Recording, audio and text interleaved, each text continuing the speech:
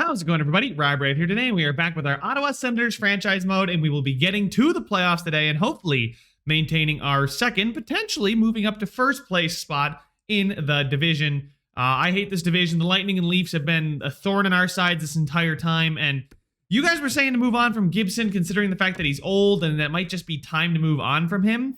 I don't think I want to move on from Gibson just yet. Markkanen here is not ready to be the number one. I mean, maybe I move Gibson for a lesser goalie in some futures. But it's Tennell and Cutler that are the future, and they're not quite ready to be our NHL starter yet. Maybe next season. And Gibson has got 2 years left on his deal at 6.4. I think it's a great deal. I think he's still a good goalie, and I think he has improved. If I can remember, he started the season poorly. Definitely got better as the season went along. He's not been bad. His first season here was great. After that, he's been decent, but for the most part, I think, he's not exactly the issue here. We have a really good defensive core here, guys. I mean, it's really solid. Jeremy Roy coming in. I scratched Jamie Drysdale, who's been absolutely abysmal, so I might move on from Drysdale and see what I can get for him. His morale is in the gutter, and he's got 3 more years at $2 million. Maybe I don't move on from him, but I know he's been playing horribly. And Pelletier, I believe, is how I should be saying his name. You guys corrected me in the last one. Pelletier, there with Brown and Yolinen, has been a good line, in my opinion. The plus 16 for Logan Brown is really quite spectacular, but Tkachuk, Worrell, and Stützle has been our new look first line, and Tkachuk up there seems to have helped quite a bit. Kerfoot is getting the ice time he now deserves on the second line with Forsberg and Colin White, who is not doing nearly as well as he was, but I'm going to let it go here up until the deadline. I'm not sure exactly what's going to happen, but I think this team is on the upward trajectory, that we are going to be a better team than suggested, a better team than it looks right now. I don't think I want to do those deals. I don't know who those guys are. It's a point streak, though. We get some wins. Okay, some overtime losses and some wins here. We do end up losing the point streak there against the LA Kings, but that's not going to hurt us too badly. And would you look at that, guys? We are now atop the division at 82 points after only losing 1 game in regulation in the month of February. So we lost 2 in overtime.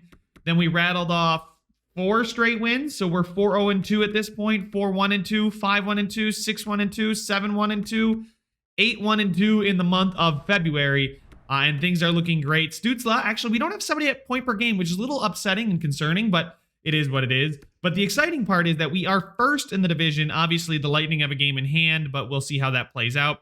A lot of overtime losses, those games getting stretched into overtime. Maybe it's Gibson stretching those games into overtime for us. I wish I could see it. I wish I could see box scores and things like that. And we're only 5 points behind the Blackhawks for the first place in the entire division. So let's go ahead and take a look at the stats really quickly before we get into the trade deadline. Just double check that things are working well. Yep, Stützle and Worrell continue to carry that first line there. Tkachuk up there is doing fine. Forsberg, White, and Kerfoot seem to be improving, I'd assume. Logan Brown is no longer plus 16, but him and Pelletier and Yolinen are doing well. The fourth line is the fourth line. I'm not too worried about that. If we take a look at our defensemen, things are going well down here. Chichu is a -5, but Roy is a +5. So that can only lead me to believe that Roy is helping out Reese Chichu. I think he was a -10. Now he's a -5. He's medium top 4 at 22. Jamie Drysdale, medium top 4 at 23. Maybe he's a guy I look to move on from at the trade deadline for a team that's looking for some depth. Because I don't think he's going to fit our team anymore. But Shabbat and then Ellis on the second line. Ellis is doing fantastic. 40 points from the second defensive pairing. And then in goal, Gibson did improve, I believe, a small bit. A very teensy-weensy bit. He's doing fine, though, in my opinion. It's not him or Juho Markkanen. I think he'll be fine come playoff time, too. Actually, I want to see his playoff record, his playoff stats. I know we've not had it easy in the playoffs these last few years. But Gibson here, how have you done in the playoffs in the past? Not exactly fantastic. He did well that the first year he made it with us, we went to the Stanley Cup and did not win. But these 2 games here, there's 2 seasons, he's not been good at all. So maybe I do look to just get somebody for cheap to be a backup. Like the Vegas Golden Knights have Fleury and Leonard, and they can go with the hot hand. Maybe I end up going with the hot hand here at the deadline and seeing if somebody's available, and Drysdale is a guy that I'm okay with moving on from if that's what it's going to take. You know, Drysdale riding the pine. Same thing with Joel Eriksson Ek. If there's Eli Tolvanen, sniper, he's a UFA at the end of it here. Sidney Crosby would be an absolutely fantastic get at 88 overall at 33. Would take Yolen in a second and Nasarov. Drysdale, Maki in a third to get Sidney Crosby in and bolster the offense even more. Joel Eriksson Ek and Maki, that's all it would take. Joel Eriksson Ek's not even playing, guys. I might look to move on from him and get Crosby, but we'll see here. Oh, actually, Olofsson's, wow, older than I thought. And I didn't even click that, by the way. That they just offered me Olofsson, but I don't want him, not for our first, so I'm going to decline that trade here. Let's take a look. Ovechkin's available. We could bring him back, but let's just take a look at all the available players. Are there any goalies available? Erik Karlsson's available, but not for 2 years at $11.5 million. No, thank you. Hayden Fleury is probably the better bet at that point. Maybe Karlsson's just lost a step physically, so that's why his overall is as low as it is. Sidney Crosby for 2 seconds and Markkanen. I'm going to decline that. Pittsburgh, we had a better deal in place earlier. There don't seem to be any goalies here. Like, literally no goalies. Tristan Jarry is the best goalie. Philip Gustafsson, I'd rather go with Jarry simply because he's got 1 year left. UC Saros has got 2 years left. Jonas Korpisalo's even cheaper. But I'm going to make the Crosby deal first. Get Sidney Crosby, get a bona fide leader, an 88 overall for incredibly cheap. For virtually nothing. Like, let's be honest here. Okay, for a second I was worried about... Oh, Boston traded a second, Senyshyn, and a fourth to the Stars in exchange for a second, a third, and Morrison. Okay, before this deal goes away, I am going to go ahead and do the Joel Eriksson Ek and Maki deal. Joel Eriksson Ek is not even playing, and that saves us Drysdale. So we're going to accept that trade. Sidney Crosby is now a member of the Ottawa Senators. So that's great. I love to see Sidney Crosby come in. Penguins had him on the block, so if I'm going to, do that, I'm going to, obviously that's fair. They wanted to get rid of him. Let's go ahead here. Maybe improving the defensive core a little bit with, somebody... I mean, Victor Arvidsson's super cheap, but he's not a defenseman. But Jarry here is got a great contract. It doesn't prevent us from anything else. But Jonas Korpisalo here, I just want to see how's he performing in LA. I know LA just beat us, but in LA he is doing poorly. Yeah, it's not exactly a great season there. They are not having a good season though, so I don't know if it's exactly on him. The LA Kings just traded Dursey, a third, and Wood in exchange for Jesper Bratt. Okay, Tristan Jarry in Minnesota is... How's he doing? Let's see here. He is doing decent. He's okay, and I actually like his reflexes. His puck control is fine. I don't care about his passing. His athleticism is not exactly fantastic, but I'm pretty sure they had 2 guys on the block, I'm pretty sure. 2 goalies. UC Saros is not here. Never mind. I thought UC Saros was. Perhaps he's on the Stars. Let's go ahead and check him out. UC Saros on the Stars? No, that's us. That is us. I was really worried for a second. I was like, how did they get him? No, they have Jordan Binnington. So UC Saros has been a backup for them. He looks good. He actually looks very, very good. He looks better than... he may be an 83, but I think he looks better than Tristan Jarry, in my opinion. 2 more years left, meaning... we'd have to find out something to do with him. Maybe we move on from Markkanen. Maybe we move on from Gibson. It would certainly give us the flexibility to do so. I'm not going to trade for Nedeljkovic. And what would they want in return? I guess I could give them Juho Markkanen. He's got 1 year left on his deal anyway, so that would be a fine deal. I give them another goalie to replace him with. And then I'll throw in a pick as well, just to, obviously get this one over the line. Let's go ahead and throw in our 4th. That should definitely... Actually, a 4th might be too much. How about a 6th? We'll try a 6th in Markkanen for UC Saros. It's rejected. They're not too thrilled about it. Let's go ahead and throw in the 5th, not the 4th, the 5th. See if we can just get the 5th to go. Trade rejected. Quite close to fair value, so let's go ahead and throw in that 4th that I originally had eyed up. So Markkanen and a 4th for UC Saros. Trade accepted. We now have a new backup goaltender who I'm confident in turning to in the playoffs if Gibson starts very, very poorly again. But as far as other players to go after, I'd love to load up on talent. I'd love to get a guy like Eli Tolvanen in here. I don't think it's going to be worth it for us to give up as much as they would ask for. He's a phenomenal player. He's a sniper. The question is, if he fits our scheme, could it be worth it? Could it be worth it to go after Eli Tolvanen? He fits the 4th forward line, and I don't think that's going to fit our first line. Very bizarre how he would fit the 4th line there. But He's a sniper, which is the intriguing part to me. Anyway, do we have any defensemen? Esa Lindell's a 3-year. I'd like a guy on a 1-year deal, please. Defenseman on a 1-year deal. Chris Tanev. Oh, the Minnesota Wild just made a trade. They're going to trade Fiala to the Kings in exchange for a 2nd and a 5th. So the Kings are trying to load up. Let's see here. Where Tanev has got 2 years left. No, we don't want any of these guys. We want a defenseman. Nope. Nick Leddy. Senishin is not. There we go. Nikita Zadorov could be a guy to bring in. He's a defensive defenseman. Could he fit the scheme? If Zadorov fits the scheme, McMichael or a 3rd and a 5th. We have quite a few 3rds. I'd like to maybe not give up that, but Zadorov here at 1 year left does not fit our scheme, so we're not going to go do that deal. It is not worth it in my opinion. I'd love to go get some of these guys up here at the top, these insanely good players that, you know, like a guy like Dumba would be an insane player to get. 3 years left at 86. 8 million. Yeah, he's 3 years left. He's 86 overall. Jeepers, Ryan. Focus. I'm just a little bit worried here that everything is going to go through.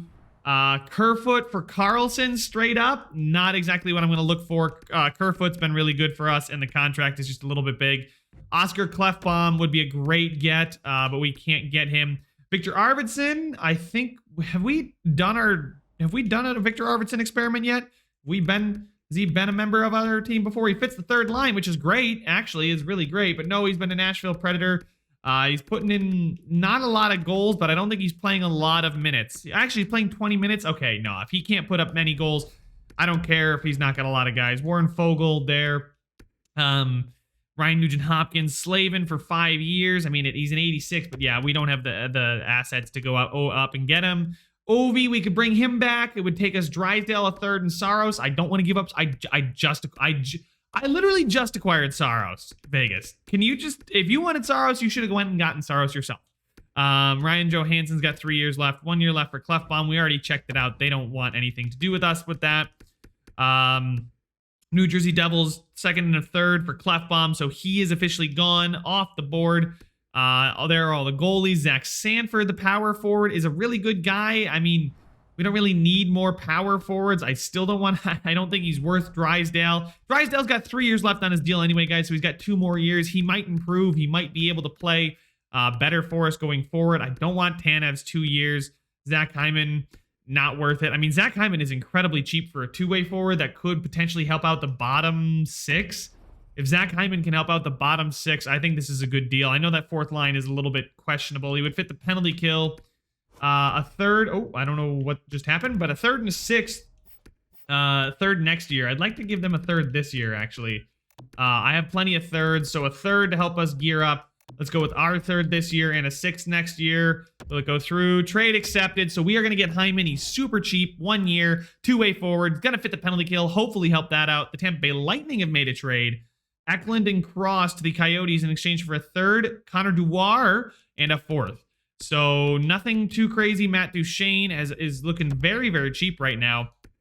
Probably because it's 1 year deal and they're just trying to desperately get rid of him. Nashville seems like they're selling off hard. The fact that they'd give up Ellie Tolvanen, I don't think I want to give up. I don't think I want to give up what I would have to get him. He's so good. But the fact that he doesn't fit our scheme really does concern me. Arvidsson here would take LaPierre or Formanton. I think Formanton's the better of the 2 players. Formanton's got 4 more years left at 1.45, so that's much better in my opinion there too. So let's check it out here. Do our due diligence. Let's check the back of the list here, the back of the bus. Who are the top prospects that teams want to get rid of? 74 at 20, 74 at 18 for this Anaheim Ducks. Seth Mendez. Jeff Skinner, oh my buddy, that is brutal. The Sabres with Martinook, and yeah, that's not exactly what you want to see there. Medium elite, Cameron Scavello. They want Cutler, Drysdale, and Yolonen. Chichu, Drysdale, and Yolonen. Gerard, Drysdale, and Yolonen. I think I'm going to hold off on that for now. I don't want to give Tampa Bay any more firepower. They certainly don't need it, but they've got Christian Action here, who's 19 at 77. There's Mendez, who's 18 at 74. I think Mendez. Nope, they don't. Nothing there. Christian Action. Drysdale in a fourth to get action, I think is worth it. I think Drysdale in a fourth to get action is 100% worth this from the Leafs. Drysdale, I know I'm sending Drysdale to the Leafs, but I don't think he's going to help them out that much. This could come back to bite me in the butt, but I am pretty confident that action is going to be a very good player in the future. At 19 years old, he's a 77, medium top six. He can come in and play in the third line or fourth line next year. Drysdale's scratched. A fourth round pick's nothing. I'm taking that deal. So there we go, guys. That is probably the final deal I am going to make at the trade deadline. We acquired Sidney Crosby, which is insane. We acquired UC Saros, who's also fantastic. And Sidney Crosby now leads the team in points. I'm glad Sidney Crosby leads the team in points. That's cool. Sidney Crosby at an 86. Let's move White off that first line. Let's move Tkachuk off the first line. Sidney Crosby. Let's move Worrell there. Crosby can be our first line centerman. His 91 faceoffs are ridiculously good. Then we got Forsberg, White, Tkachuk, Yolonen, Brown, and Pelletier. Actually, Kerfoot. Do we want to move Kerfoot up for Forsberg? Forsberg up for Yolonen. Wow, guys, this team is looking pretty darn good. And do we have a centerman down here? Formanton's probably the best centerman. Who do we have scratched? Markstrom and action.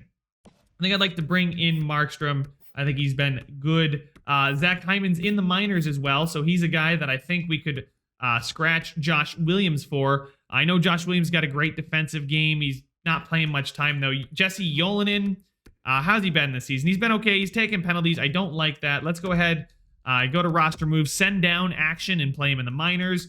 Call up Hyman, get him playing in the system.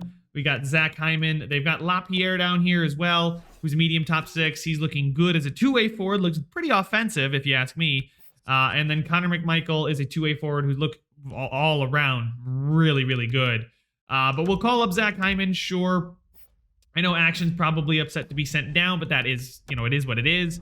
Formanton, I think I want to keep Formanton in. Actually, he's a -4. I'm going to take Formanton out. Bring in Markstrom. I know Markstrom's also a minus, guys. But Josh Williams out, and we'll bring in left winger Zach Hyman.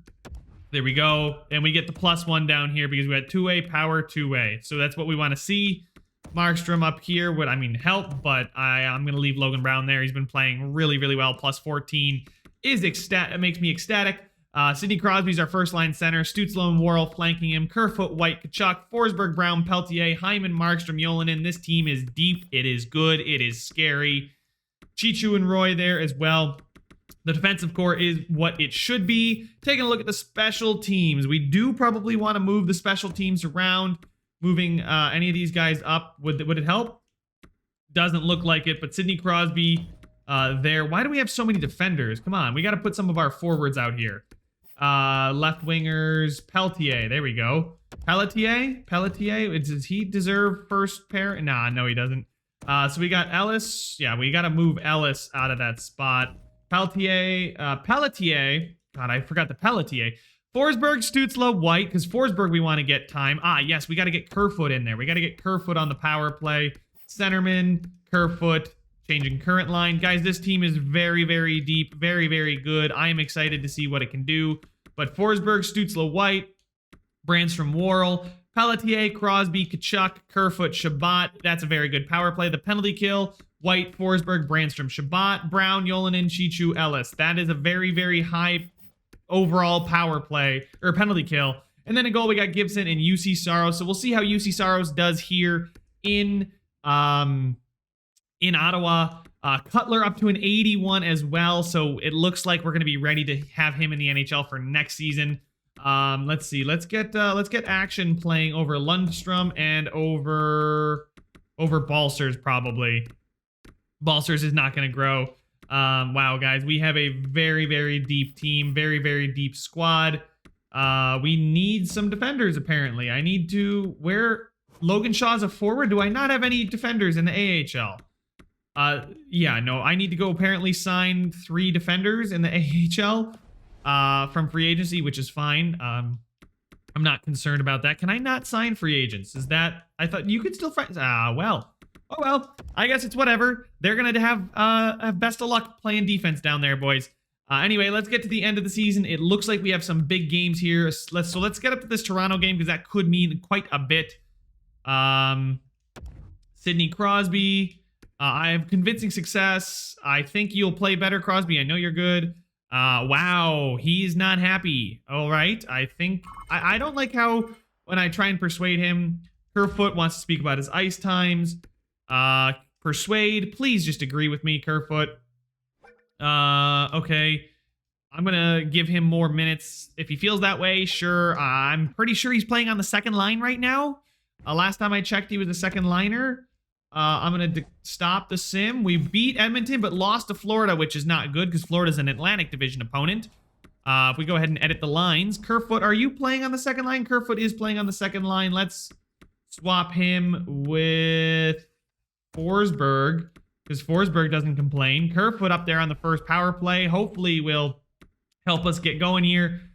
We need some more offense, but hopefully Crosby will provide that for us and not hurt us defensively. A shootout win, a 5-2 loss. There we go. Couple wins. We beat Pittsburgh. We beat Nashville. Nashville's not good. Pittsburgh, 8-4 loss.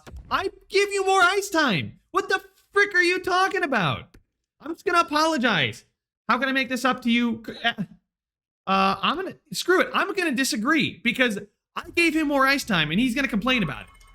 I put him on the first power play unit, and he's going to complain about it. But anyway, it looks like the team is rolling right now. We're almost going to get 50 wins. This game against the Leafs could be for the division. So Gibson is very happy because of his ice time and his recent performance. So let's go ahead. Can we beat Toronto? We lose 1-0 to Toronto, and now are sitting in second place in the division. Let's go up to this Colorado Avalanche game against Pittsburgh. We win, and the Colorado Avalanche, wow, we're still tied with the Maple Leafs. God, I really, really, really want to win the division. It's so close. It's within our grasp. We need to win these two games and hope that the Leafs drop some points because I'd much rather be taking on the New Jersey Devils than the Tampa Bay Lightning. Advance a day. Can we win? We win 6-1, but the Leafs win as well. All right, we got one more game. It's against the Florida Panthers, who are the first wildcard team. We'll probably be taking on the Capitals. The President's Trophy is already in the Blackhawks' control here, but we are taking on one more game here. See if we can win it. Can we? We win 7-1, but the Leafs win their final game as well, and the 1-0 loss to the Leafs, not even getting a point, secures them the first spot in the division and the first spot in the East, meaning we now have to take on the 50-win Tampa Bay Lightning in round number 1. And potentially the Leafs in round number 2, well, they get to take on the New York Rangers, who had 42 wins this season. But the regular season is over. Let's go ahead and see how everybody did. Sidney Crosby led the team in points. Sidney Crosby, how did you do in Ottawa? He had 16 points in his 20 games and was a +3, so a very, very good pace there. Not nearly as good. I don't know what it is about our offense, but we just need, I think, some goal scorers on that first line. Worrell is a goal scorer, though. And him and Stützle played well. Crosby coming in, taking that first line ice time away from guys like Tkachuk, Forsberg, White, those guys. It's probably going to, mean these guys slowed down a bit, but White now was even. He had 62 points in 82 games. Forsberg with 68 and 82. Forsberg does not complain at all. He's listed as a second line forward, and he is loving life. Thomas Chabot did very well, plus minus, but we will stick with forwards. Kerfoot with 56 points is very good. Pelletier, Logan Brown, Yolanen, Zach Hyman was a -19, but he was 3 points even. That's fine with me. He's an 83 overall. He's going to help the team out immensely. Markstrom was a -8. Williams was a -4, and Formanton was a -4 there, but those two guys found their way to the bench after the trade deadline. Defensively, Chabot and Ellis led the way in points, each eclipsing 50. Brandstrom with a point every other game, half a point per game, paired well with Chabot. Fowler, Roy, and Chichu. There we go. So that's really, really good. That's really, really good. You know, guys, what I just thought?